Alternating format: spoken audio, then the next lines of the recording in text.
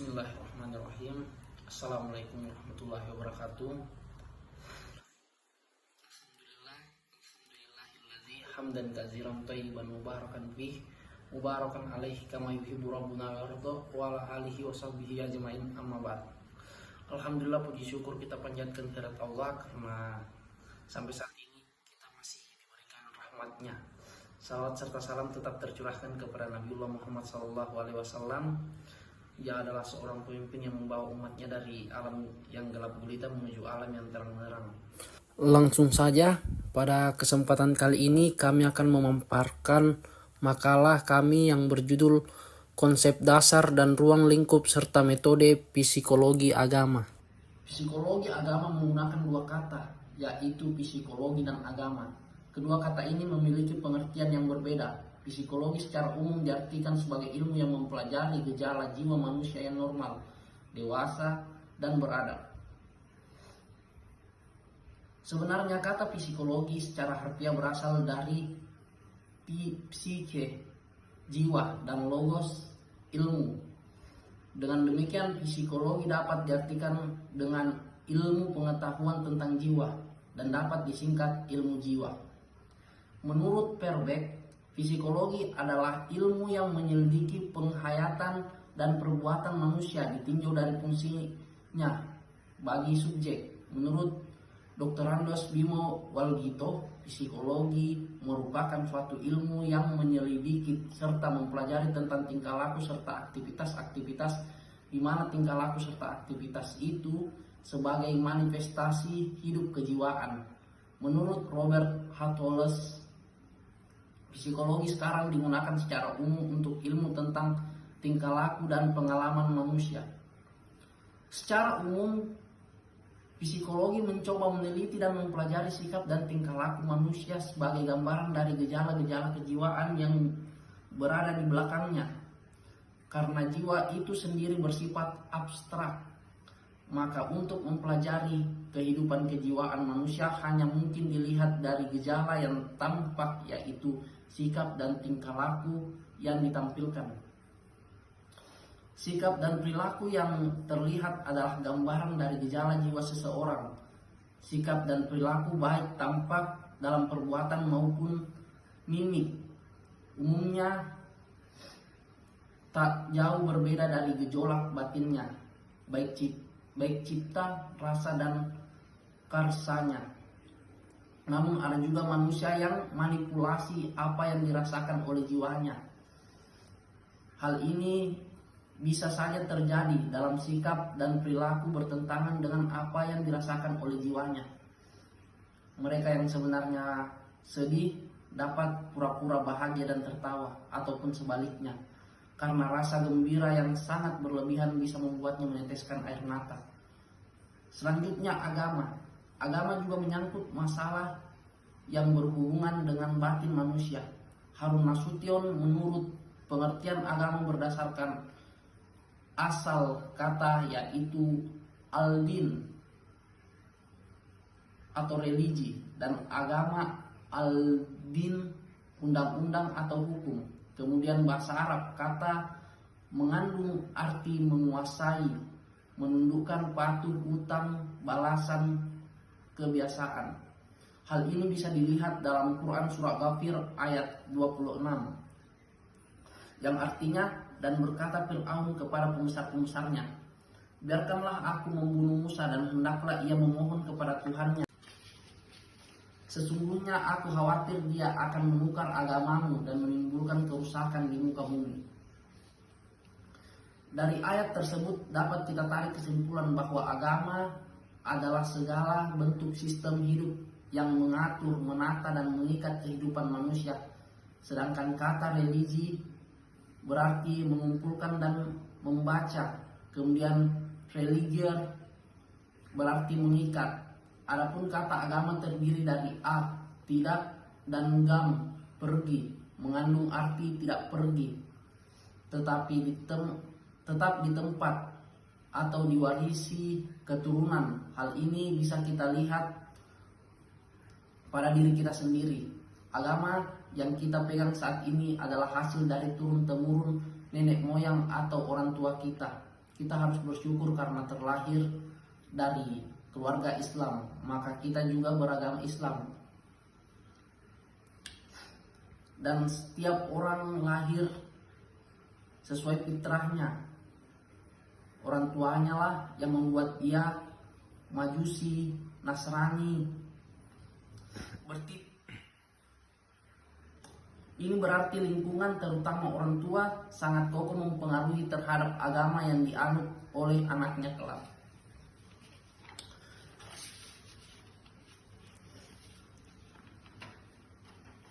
Ya.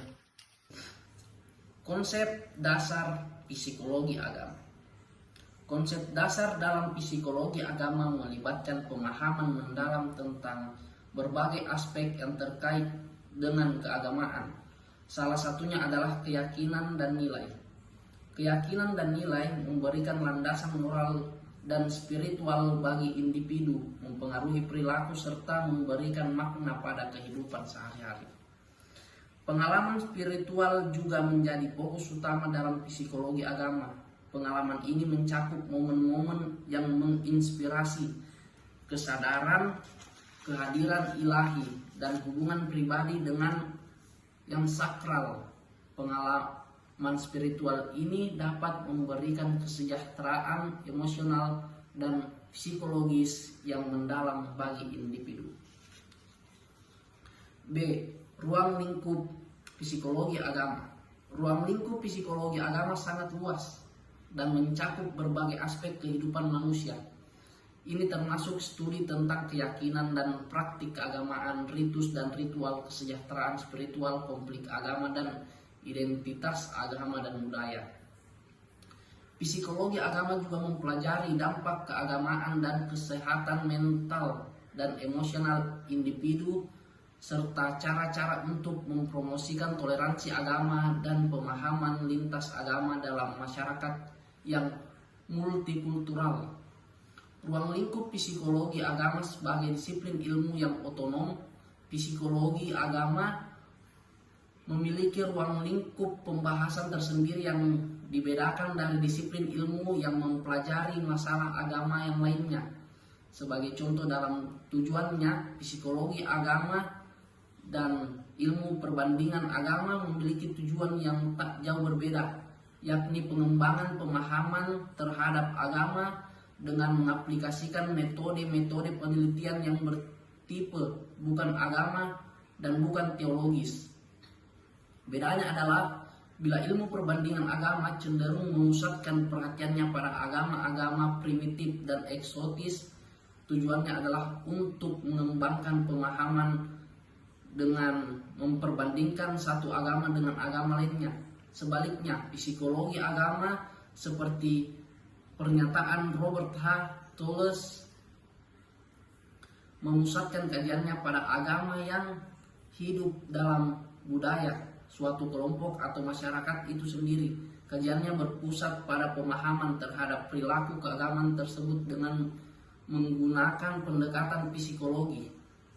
Profesor Dr. Zakia Derajat menyatakan bahwa lapangan penelitian psikologi agama mencakup proses beragama, perasaan, dan kesadaran beragama dengan pengaruh dan akibat-akibat yang dirasakan sebagai hasil dari keyakinannya terhadap suatu agama yang dianut.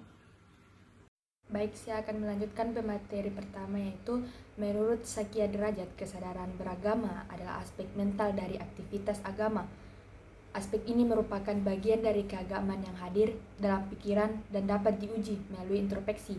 Sedangkan yang dimaksud dengan pengalaman agama adalah unsur perasaan dalam kesadaran agama, yaitu perasaan yang membawa kepada keyakinan yang dihasilkan dalam tindakan amalia atau nyata. Karenanya psikologi agama tidak mencampuri segala bentuk permasalahan yang menyangkut pokok keyakinan suatu agama, termasuk tentang benar salahnya atau masuk akal dan tidaknya keyakinan agama. Tegasnya, psikologi agama hanya mempelajari dan meneliti fungsi-fungsi jiwa yang memantul dan memperlihatkan diri dalam perilaku dalam kaitannya dengan kesadaran dan pengalaman agama manusia.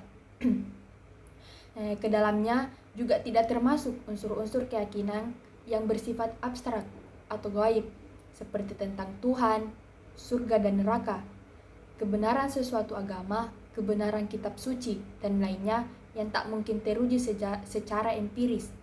Dengan demikian, psikologi agama menurut Profesor Dr. Sakia adalah mempelajari kesadaran agama pada seseorang yang pengaruhnya terlihat dalam kelakuan dan tindak agama orang itu dalam hidupnya. Persoalan pokok dalam psikologi agama adalah kajian terhadap kesadaran agama dan tingkah laku agama, kata Robert, atau kajian terhadap tingkah laku agama dan kesadaran agama. Selanjutnya, metode psikologi agama.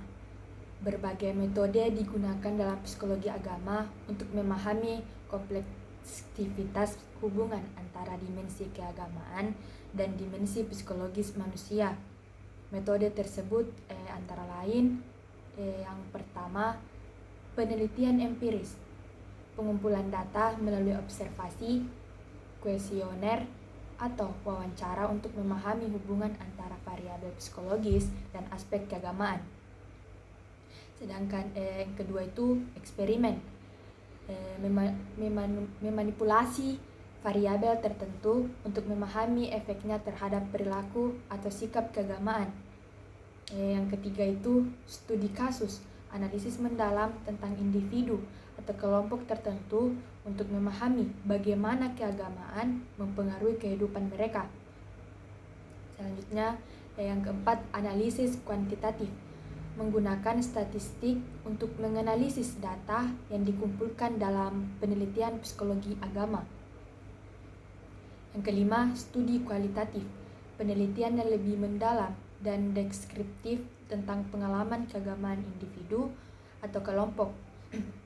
Yang keenam, psikoterapi agama, pendekatan terapeutik yang memasukkan aspek keagamaan dalam proses penyembuhan psikologis individu. Cukup sekian dan terima kasih. Kurang dan lebihnya mohon dimaafkan. Wassalamualaikum warahmatullahi wabarakatuh.